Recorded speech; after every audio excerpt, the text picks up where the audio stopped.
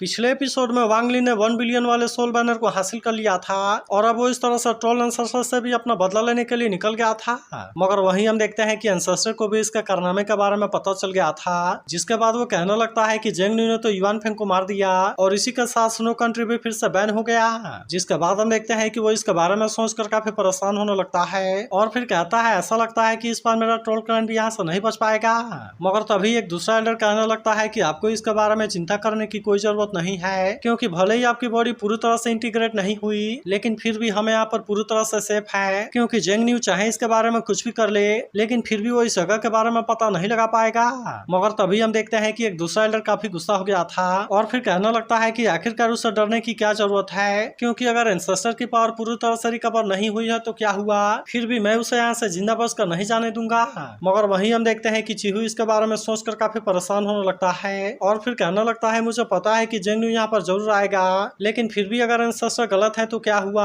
आखिरकार वही तो मेरे ट्रोल क्लैन के होप है, जिसका वजह से मैं उनको कुछ भी नहीं होने दे सकता। वहीं दूसरी तरफ हम देखते हैं कि वांग ली ने भी टेलीपोर्टेशन फॉर्मेशन वाले पावर का यूज करना शुरू कर दिया था और फिर कहने लगता है कि इस तरीके से फेलियर का कोई भी चांस नहीं है। इसके बाद हम देखते हैं कि वो टेलीपोर्ट होकर सीधे ट्रोल क्लैन के सामने आ जाता है और फिर वो एंसेस्टर को आवाज लगाते हुए कहता है कि तुम बाहर आओ। जिसके बाद हम देखते हैं कि इसके सामने ट्रोल क्लैन के बहुत सारे लोग आ जाते हैं और फिर एक एल्डर उसे पूछने लगता है कि तुम कौन हो। तब इस पर वांग ली से कहता है कि जेंग न्यू। जिसके बाद हम देखते हैं कि इसके बारे में सुनकर सभी की हालत खराब हो जाती है और फिर वो कहने लगता है कि इसी ने तो होंगडाई को मारा था और इसी के साथ इन्फेंट ट्रांसफॉर्मेशन में पहुंचने वाला है पहला है। लेकिन इसके बाद भी हम देखते हैं कि वे इसके सामने इतना आसानी से मानने वाले नहीं होते और फिर एक एल्डर उससे पूछता है कि तुम हमारे एंसेस्टर से क्यों मिलना चाहते हो, जिस पर वांग ली सीधे बोल देता है कि उसे मारने के लिए। मगर तभी हम देखते हैं कि इसके बारे में सुनकर एल्डर इसके ऊपर काफी गुस्सा हो गया था और फिर कहने लगता है कि इसके बारे में सोचने की तुम्हारी हिम्मत कैसे हो गई। जिसके बाद हम देखते हैं कि वो अपने पावर का भी यूज करने के लिए रेडी हो जाता है और फिर कहता है कि तुमने हमारे एंसेस्टर को डिसरिस्पेक्ट करके बहुत बड़ी गलती कर दी और अब इसीलिए तुम यहाँ पर मरने के लिए रेडी हो जाओ। जिसके बाद हम देखते हैं कि और भी बाकी लोग इसके लिए रेडी हो जाते हैं और वे भी तुरंत अपने वेपन का यूज करके इसके ऊपर अटैक करने के लिए आ जाते हैं। मगर इसके बाद भी हम देखते हैं कि वांग लिन को इसके बारे में कोई चिंता नहीं होती,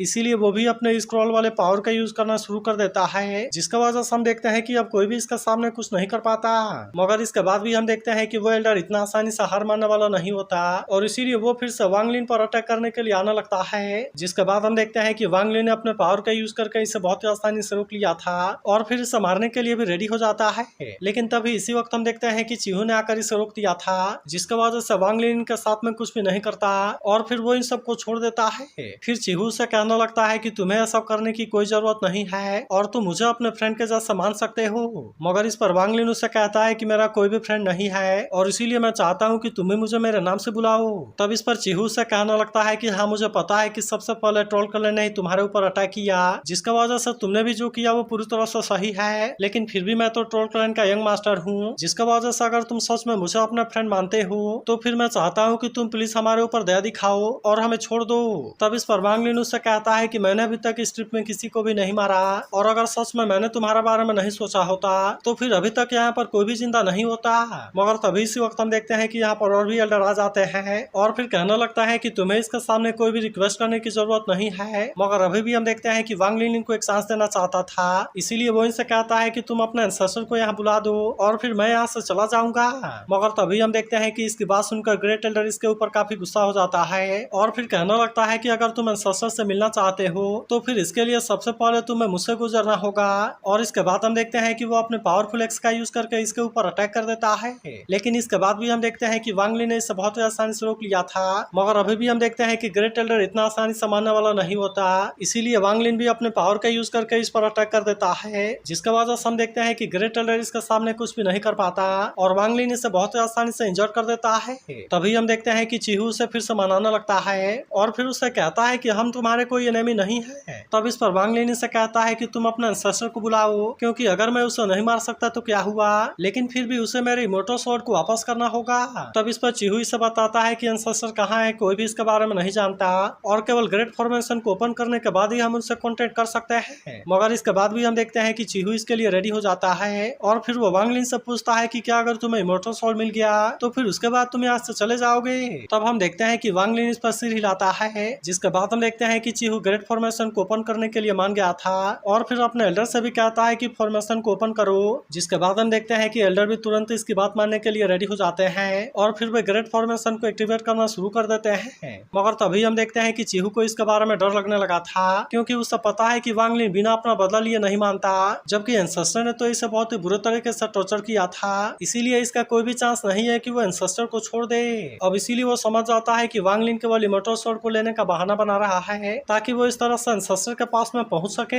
अब इसी वजह से हम देखते हैं कि वो इसके बारे में कोई भी लापरवाही नहीं करना चाहता और वो फॉर्मेशन वाले पावर को अटैक करने के लिए रेडी कर लेता है। इसके बाद वो इससे कहने लगता है कि ब्रदर तुम इसके लिए मुझे माफ कर देना, क्योंकि एंसेस्टर मेरे ट्रोल क्लान के होप है, जबकि मैं तो यहाँ का यंग मास्टर हूँ और इसीलिए हमें ये रिस्पॉन्सिबिलिटी लेनी होगी। इसके बाद वो इसे बताता है कि असल में तुम तियान फॉर्मेशन है, जो कि एक तरह से एंसेस्टर की बॉडी है और मैं इसके केवल 8 अटैक को रोक सकता हूँ। लेकिन इसके बाद भी हम देखते हैं कि वांग लिन को इसके बारे में कोई चिंता नहीं होती, इसीलिए वो इसका सामना करने के लिए रेडी हो जाता है और फिर उससे कहने लगता है कि फेरी वर्ल्ड में तुमने मेरी हेल्प करी थी, जबकि स्नो कंट्री में मैंने तुम्हारा हेल्प किया, जिसके वजह से मेरे और तुम्हारे बीच का हिसाब किताब बराबर हो गया। तब हम देखते हैं कि इसके ऐसी बात सुनकर चीहू थोड़ा सा उदास हो गया था, जिसके बाद वो उसे कहता है कि हाँ तुमने सही कहा और फिर वो अपने तुंगतियान फॉर्मेशन वाले पावर का यूज करके इस पर अटैक करने के लिए रेडी हो जाता है। जिसके बाद हम देखते हैं कि वांग लिन को इसके बारे में कोई चिंता नहीं होती और उसने अपने पावर का यूज करके इसके अटैक को बहुत ही आसानी से रोक लिया था। जिसके बाद वहीं हम देखते हैं कि चीहू भी इस बात से काफी हैरान हो जाता है और फिर कहता है कि इसने तो किलिंग फॉर्मेशन के अटैक को अपने बॉडी से ही रोक लिया। तभी हम देखते हैं कि वांग लिन इसके अगले लेवल को भी पार करने के लिए रेडी हो गया था और फिर कहता है कि सच में तुम्हें लगता है कि तुम मुझे इस तरह से रोक पाओगे। इसके बाद हम देखते हैं कि वांग लिन को इसके बारे में कोई चिंता नहीं होती और वो इनका सारा अटैक को एक एक करके डिस्ट्रॉय करने लगता है। जिसके बाद हम देखते हैं कि वे सभी भी इस बात से काफी हैरान हो जाते हैं और कहने लगता है कि आखिरकार ये कैसे पॉसिबल है। तभी एक एल्डर कहने लगता है कि एंसेस्टर भी केवल 8 किलिंग अटैक को रोक सकते हैं, इसीलिए इसका कोई भी चांस नहीं है कि वो 12वें किलिंग फॉर्मेशन को रोक सके। मगर इसके बाद भी हम देखते हैं कि वांग लिन इसके सामने इतना आसानी से हार मानने वाला नहीं होता और फिर कहने लगता है कि ये तो लास्ट वाला है और अब चलो तुम भी देख लो कि मैं इसे कैसे रोकता हूँ। जिसके बाद हम देखते हैं कि वांग लिन इसके बारे में कोई देरी नहीं करता और अब वो अपने असली पावर को एक्टिवेट कर लेता है। मगर वही उदाहरण देखते हैं कि वे लोग भी इतना आसानी से मानने वाले नहीं होते, इसीलिए वे फिर से अपने पावर का यूज करने के लिए रेडी हो जाते हैं और हम देखते हैं कि उन्होंने फिर से अपने फॉर्मेशन वाले पावर का यूज करके इस पर अटैक कर दिया था। जिसके बाद हम देखते हैं कि वांग लिन भी अपने पावर का यूज करके इसका सामना करने के लिए रेडी हो जाता है, जिसके वजह से इनका अटैक कभी इसके सामने कुछ भी नहीं कर पाता और हम देखते हैं कि वांग लिन ने इसे भी बहुत ही आसानी से रोक लिया था। जिसके बाद वहीं हम देखते हैं कि मई भी इसका ऐसे पावर को देख हैरान हो जाती है और फिर कहती है कि क्या ये इसकी असली ताकत है। फिर वो कहने लगती है कि शायद मास्टर ने भी इसे अंडर एस्टिमेट कर दिया। तभी वांग लिन कहने लगता है कि अगर तुम मुझे एंसेस्टर के बारे में नहीं बताना चाहते तो फिर अब मैं इसी तुंगतियान फॉर्मेशन का यूज करने वाला हूँ और फिर इसके बाद वो आवाज लगाता है कि ट्रोल एंसेस्टर बाहर आओ। तभी हम देखते हैं कि लीगो भी इसकी आवाज सुनकर काफी खुश हो गया था, जबकि वहीं एंसेस्टर कहने लगता है कि उसने तो तुंगतियान फॉर्मेशन को तोड़ दिया, इसके अलावा उसने इसी फॉर्मेशन के पावर का यूज करके चारों तरफ मैसेज फैला दिया, जिसके वजह से ऐसा लगता है कि वो तो बहुत ही एरोगेंट हो गया है। फिर वो कहने लगता है कि एक बार तुम मेरे बॉडी को पूरी तरह से इंटीग्रेट हो जाने दो, जिसके बाद मैं तुम्हें मारने में कोई भी देरी नहीं करूंगा। वहीं दूसरी तरफ हम देखते हैं कि चीहू वांग लिन के ऐसे ताकत को देख पूरी तरह से हैरान हो गया था और फिर कहता है कि ट्रोल क्लैन में आज तक ऐसा कोई भी नहीं कर पाया। मगर तभी हम देखते हैं कि वांग लिन ने अपने पावर के यूज करके सारे लोगों के कल्टीवेशन को सील करना शुरू कर दिया था और फिर कहता है कि आज से ट्रोल क्लैन में किसी के भी पास में एसेंस सोल वाली कल्टीवेशन नहीं होगी और किसी के पास में भी एलेक्सिस नहीं हो पाएगा और यही तुम लोगों के लिए मेरा पनिशमेंट है। तभी लीग वो एंसेस्टर से कहने लगता है कि मास्टर आप मुझे जल्दी से बाहर निकालो, क्योंकि मैं उसके साथ में फाइट करने के लिए जाना चाहता हूँ। जिसके बाद हम देखते हैं कि एंसेस्टर भी तुरंत इससे बाहर निकाल देता है और फिर वो इसे वांग लिन के खिलाफ भड़काते हुए कहता है क्या तुम्हें याद है कि उसने तुम्हारे साथ में किस तरह से ट्रीट किया था। तब इस पर लीग वो कहने लगता है कि उसने मेरे साथ में बहुत बुरे तरीके से ट्रीट किया था, जिसके वजह से वो तो आपके कंपैरिजन में कुछ भी नहीं है, इसीलिए मैं भी उसे मारने के लिए जाना चाहता हूँ। और फिर वो इसे कहता है कि क्या आप मुझे मैजिक वेपन में जाने देंगे। तब इस पर एंसेस्टर उसे कहने लगता है कि अभी इसकी कोई जल्दीबाजी नहीं है, क्योंकि अभी के लिए तो मुझे पूरी तरह से रिकवर होना है। मगर तभी हम देखते हैं कि लीगुओ ने चुपके से वांग लिन को सिग्नल भेज दिया था, जिसके बाद हम देखते हैं कि वांग लिन ने भी इसे देख लिया था, इसीलिए वो इसका पीछा करना शुरू कर देता है और अब इस तरह से हम देखते हैं कि उसने एक लोकेशन को खोज लिया था। फिर हम देखते हैं कि वांग लिन ने अपने पावर का यूज करके यहाँ पर अटैक कर दिया था, जिसके वजह से आखिरकार एंसेस्टर को सामने आना ही पड़ता है और फिर कहने लगता है कि मैं तो तुम्हें कुछ और दिनों के लिए जिंदा रहने देना चाहता था, लेकिन ऐसा लगता है कि तुम्हें मरने की बड़ी जल्दी है और अगर ऐसा है तो चलो मैं इसे पूरा ही कर देता हूँ। इसके बाद हम देखते हैं कि वो सीधे वांग लिन पर अटैक करने के लिए आ गया था, लेकिन हम देखते हैं कि वांग लिन इसके अटैक को बहुत आसानी से रोक लेता है, जिसके बाद उसने भी अपने अपने पावर का यूज करके एंसेस्टर पर अटैक कर दिया था और फिर हम देखते हैं कि एंसेस्टर इसका सामने कुछ भी नहीं कर पाता। तभी वांग लिन कहना लगता है कि अभी तो इसकी बॉडी पूरी तरह से रिकवर भी नहीं हुई, लेकिन इसके बाद भी इसके पास में इतनी ज्यादा पावर है जिसके वजह से मुझे लगता है कि अगर ये पूरी तरह से रिकवर हो गया तो फिर तो मैं इसके सामने कुछ भी नहीं कर पाऊंगा। मगर वहीं हम देखते हैं कि खुद एंसेस्टर भी इसके ऐसे पावर को देख हैरान होता है और फिर कहना लगता है कि इसकी बॉडी मेरे से ज्यादा ताकतवर कैसे हो गई, और हम देखते हैं कि वो फिर से इसका सामना करने के लिए रेडी हो गया था। मगर इसके बाद भी हम देखते हैं कि वांग लिन को इसके बारे में कोई डर नहीं होता और इसीलिए वो भी इसका सामना करने के लिए पूरी तरह से रेडी होता है। जिसके बाद वहीं हम देखते हैं कि एंसेस्टर इसके बारे में कोई ज्यादा देरी नहीं करता और अब इसीलिए वो अपने पावर का यूज करके इस पर अटैक करने के लिए आ गया था। मगर वहीं उधर हम देखते हैं कि वांग लिन भी इसका सामने इतना आसानी से हार मानने वाला नहीं होता, इसीलिए वो भी अपने पावर का यूज करके इस पर अटैक कर देता है और अब इस तरह से हम देखते हैं कि इनके बीच में बहुत ही शानदार टक्कर होती है। तभी इसी बीच हम देखते हैं कि एंसेस्टर ने इमोर्टल स्वॉर्ड का यूज करके इसके ऊपर अटैक कर दिया था, जिसके बाद वो वांग लिन से कहना लगता है कि अब तुम्हारा ग्रैंडपा यहाँ पर आ गया।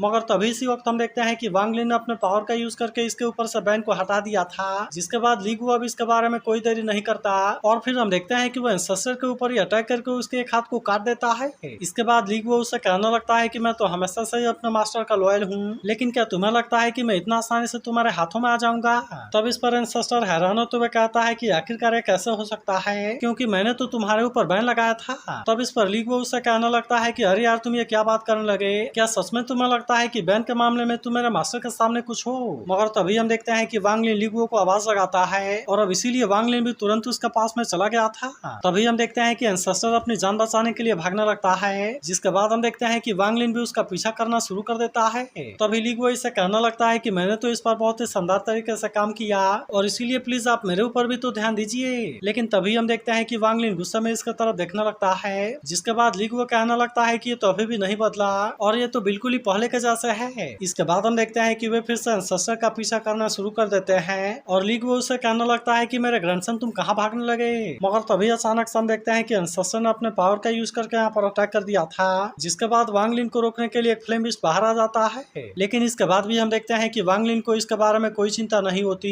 इसीलिए वो तुरंत अपने एक स्वॉर्ड का यूज करके इसके ऊपर अटैक कर देता है, जिसके वजह से हम देखते हैं कि फ्लेम बिस्ट इसके सामने कुछ भी नहीं कर पाता और फिर वो इसमें बहुत आसानी से मारा जाता है। लेकिन अभी भी हम देखते हैं कि वांग लिन एंसेस्टर का पीछा छोड़ने वाला नहीं होता और फिर कहता है कि उसके पास में तो इन्फेंट ट्रांसफॉर्मेशन का मैजिक है, जिसके वजह से वो भी इसमें इतना आसानी से हार नहीं मानेगा। तभी हम देखते हैं कि एंसेस्टर सच में अपने किसी पावर का यूज करने के लिए रेडी हो जाता है और फिर कहने लगता है कि मैं ट्रोल क्लैन का 67 जनरेशन अपने ब्लड का यूज करने के लिए रेडी हूँ और इसीलिए मैं चाहता हूँ कि एंसेस्टर रैली यहाँ पर आ जाए। जिसके बाद हम देखते हैं कि अचानक से यहाँ के माउंटेन फटने लगते हैं और फिर अब इसके सामने एक बहुत ही पावरफुल एक्स आ गया था, जिसके बाद वो इसे कहने लगता है कि मेरे एंसेस्टर ने इसी एक्स का यूज करके वर्ल्ड का 2 टुकड़ा कर दिया था। इसके अलावा इमोर्टल क्लैन के लेवल 9 वाले 2 स्पेल मास्टर भी इसके हाथों मारे गए हैं, इसीलिए अब तुम भी इसके हाथों मरने के लिए रेडी हो जाओ और असल में ये तो तुम्हारा लक है कि तुम इसके हाथों मरने वाले हो। जिसके बाद हम देखते हैं कि वांग लिन भी अपने इमोर्टल स्वॉर्ड का यूज करके इसका सामना करने के लिए रेडी हो जाता है, जबकि वहीं हम देखते हैं कि ली गुओ इस बात से काफी डर गया था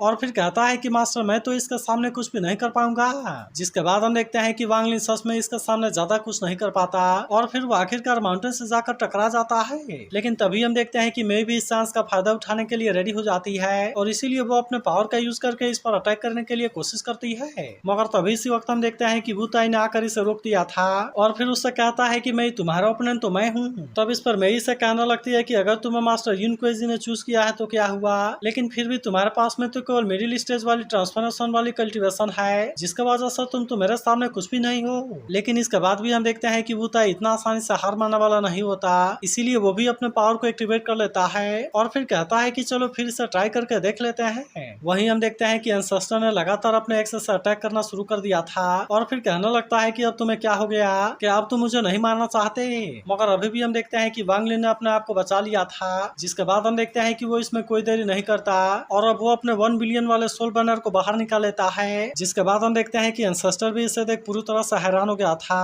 और फिर कहता है कि ये तो सोल फेनिक्स सेक्टर से है। वहीं उधर हम देखते हैं कि मई ने भी अपने पावर का यूज करके अटैक करना शुरू कर दिया था, जिसके वजह से वुता इसके सामने ज्यादा कुछ नहीं कर पाता और फिर हम देखते हैं कि मई इसके ऊपर भारी पड़ने लगती है। लेकिन तभी हम देखते हैं कि उसकी भी नजर 1 बिलियन वाले सोल बैनर के ऊपर जाती है, जिसे देख वो भी इस बात से पूरी तरह से हैरान हो गई थी और फिर कहती है कि डुंटिया ने तो असल में इसे वांग लिन को दे दिया। तभी वुटिया ने उससे कहने लगता है कि तुम्हें इसके बारे में ज्यादा सोचने की जरूरत नहीं है, क्योंकि मुझे लगता है कि तुम उसके सामने कुछ भी नहीं कर पाओगी। जिसके बाद हम देखते हैं कि मेई अब यहाँ पर कुछ भी नहीं करती और फिर वो तुरंत वहाँ से भाग जाती है। मगर वहीं हम देखते हैं कि एंसेस्टर अभी भी इतना आसानी से इसके सामने हार मानने वाला नहीं होता और इसीलिए वो अपने एक्स का यूज करके इसका सामना कर रहा होता है। लेकिन तभी हम देखते हैं कि वांग ली ने फिर से अपने पावर का यूज करके इस पर अटैक कर दिया था, जिसके वजह से एंसेस्टर का एक्स उसके हाथों से गिर जाता है। लेकिन इसके बाद हम देखते हैं कि वांग ली इसे कोई चांस नहीं देता और वो तुरंत अपने पावर का यूज करके उसे चारों तरफ से कैद कर लेता है, जिसके वजह से हम देखते हैं कि एंसेस्टर अभी इसके सामने कुछ भी नहीं कर पाता और फिर आखिरकार इस तरह से इसकी बॉडी डिस्ट्रॉय हो जाती है। जिसके बाद एंसेस्टर उसे कहने लगता है कि मैंने इस बॉडी के ऊपर इतना सालों से मेहनत किया था, लेकिन तुमने तो इसे फिर से डिस्ट्रॉय कर दिया। इसके अलावा सोल भी इसमें बहुत बुरे तरीके से डैमेज हो गई। इसके बाद हम देखते हैं कि वो अपने इनेट मैजिकल पावर का यूज करने के लिए रेडी हो जाता है और फिर कहने लगता है कि अगर मेरी सोल कोलैप्स भी हो जाए तो क्या हुआ, लेकिन फिर भी मैं तुम्हें अपना साथ लेकर मरूंगा। फिर वो अपने पावर का यूज करते हुए कहता है कि मैं तुम्हें स्टारी स्काई में लेकर जाना चाहता हूँ, जहाँ से बाहर आने का कोई भी रास्ता नहीं है। लेकिन इसके बाद भी हम देखते हैं कि वांग लिन को इसके बारे में कोई चिंता नहीं होती और फिर वो मास्टर डू टियान के उस दिए हुए जेट स्लिप का यूज करने के लिए रेडी हो जाता है, जिसमें कि ट्रोल के टेलीपोर्टेशन मैजिकल पावर से डील करने का तरीका था। अब इसीलिए हम देखते हैं कि वो इसका यूज करने के लिए रेडी हो गया था, जिसे देख एंसेस्टर कहता है कि ऐसा कैसे हो सकता है। तब इस पर वांग लिन उससे कहता है कि अगर मैं तुम्हारे इनेट मैजिकल पावर को ब्रेक नहीं कर सकता तो क्या हुआ, लेकिन फिर भी मैं इस टेक्निक का यूज करके स्टारी स्काई में पोजीशन को खोज सकता हूँ। जिसके बाद हम देखते हैं कि इसके बारे में जानकर एंसेस्टर भी इस बात से हैरान हो जाता है, मगर वहीं अब हम देखते हैं कि वांग लिन इसके बारे में कोई देरी नहीं करता, इसीलिए वो तुरंत अपने पावर का यूज करके इसके एक्स को लेकर यहाँ से गायब हो जाता है। जबकि वहीं अब हम देखते हैं कि एंसेस्टर भी उसके पीछे अब यहाँ से गायब हो गया था। इसके बाद अगले सीन में हम देखते हैं कि वांग लिन स्टारी स्काई में आ गया था, जहाँ वो सोचने लगता है कि जल्दी ही मास्टर सुजाकू को युवान फेंग और एंसेस्टर के मौत के बारे में पता चल जाएगा,